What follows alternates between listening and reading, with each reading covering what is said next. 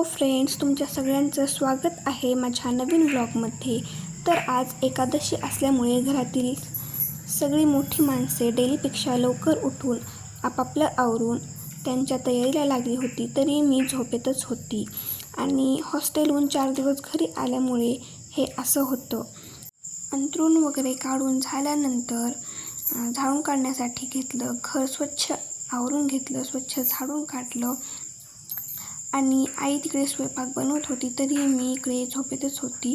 मलाही माहीतच आहे हॉस्टेल लाईफ कशी असते, त्यामुळे आपल्या गावी आल्यानंतर हे असं होतं. घर आवरून झाल्यानंतर मी ब्रश करण्यासाठी घेतला, पण ब्रश करण्याचं काही मनच होत नव्हतं.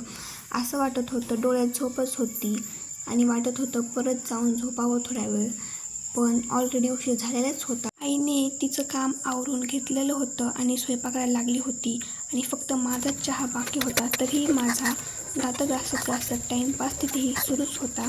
दात घासून झाल्यानंतर मला खूप भूक लागलेली होती, कारण मी रात्री जास्त काही खाल्लेलं नव्हतं आणि माझं डेलीचं आहे, मी दात घासल्यानंतर 1 ग्लास पाणी पिते. तुम्हीही पीत जा, ही चांगली सवय आहे. आणि भूक लागली म्हणून ॲप्पल खाण्यासाठी घेतलं. ॲप्पल बसून खाल्ली. आई मला ओरडत होती फ्रेश हो, लवकर आवर आणि देवाची देवपूजा कर म्हणून. तर तिथेही माझा टाईमपास सुरू होता. टाईमपास करायला कोणी नव्हतं म्हणून थोडासा ॲप्पलसोबतच टाईमपास केला आणि नंतर किचनमध्ये गेली. तर तिथे माझे पप्पा जे खराब झालेले आंबे होते ते साईडला काढत होते. मीही त्यांना तिथे मदत केली आणि आईने माझ्यासाठी रस बनवण्यासाठी आंबे साईडला काढले होते. तर थोडेसे मी आणि पप्पांनी ते आंबे खाल्ली. त्यानंतर आईची एकादश होती म्हणून आईने आमच्यासाठी मेथीची भाजी, चपाती, भात, वरण, गवारीची भाजी बनवली होती आणि खरंच आईच्या हाताची सर कशालाही येत नाही. खाऊन खूप भारी वाटलं. 2 hours later. दुपारी 1:45 वाजता बाहेर खूप ऊन होतं आणि पप्पांनी माझ्यासाठी छोटंसं कूलर आणलं होतं आणि त्यामध्ये पाणी ओतलं. तिथे मी छोटासा ब्लॉग करत होती आणि कूलरसोबत थोडी मज्जा केली आणि हे करत असताना मला माझं बालपण आठवलं. लहानपणीही मी अशीच करत होती आणि थोडासा टाईमपास केला. आणि नंतर दुपारी झोप काय येत नव्हती, तर आई वट्यावरती काहीतरी काम करत बसली होती आणि कुणाची तरी लग्नाची पत्रिका आली होती.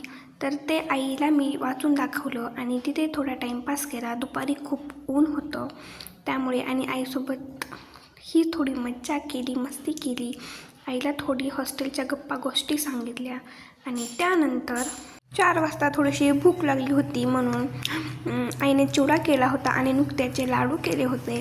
तर तिथे मी आईसोबत थोडासा चिवडा आणि नुकत्याचा लाडू खाल्ला आणि कशी तरी पोटाची भूक भागवली आणि चिवडा लाडू खूप मस्त लागत. तुमच्या घरी पण असे चिवडा लाडू बनवतात का, ते नक्की सांगा. आणि सायंकाळी थोडंसं ऊन कमी झाल्यानंतर मी गेले समोरच्या माझ्या मावशीच्या घरी. तिथे माझी मावशी घर बांधण्यासाठी काढली होती आणि त्यांचं नवीन घर खूप मस्त वाटत होतं.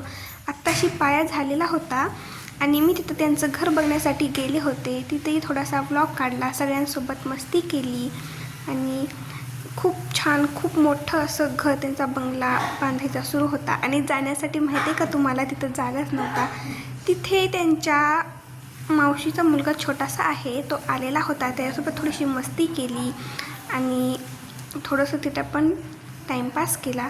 खूप सुंदर असं वातावरण झालेलं होतं. सायंकाळ, गावाकडची सायंकाळ म्हणजे तुम्हाला माहीतच आहे किती मस्त सूर्यास्त होतो, किती छान. आणि थोडंसं पावसाचं वातावरण झालेलं होतं, त्यामुळे खूप छान सूर्यढगा आड लपलेला होता आणि वातावरण खूप मस्त झालेलं होतं.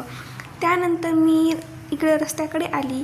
तिथं सायंकाळच्या वातावरणामध्ये, पावसाच्या वातावरणामध्ये जे गल्लीतली माझी चुलत भाऊ, लहान मुली आहेत, ते मस्त प्रकारे ते लगोरी खेळत होती आणि त्यांचं ते बघून मला माझं बालपण आठवलं. मीही ह्याच ठिकाणी लहानपणी सगळे खेळ खेळत असायचे आणि ते बघून खूप भारी वाटलं.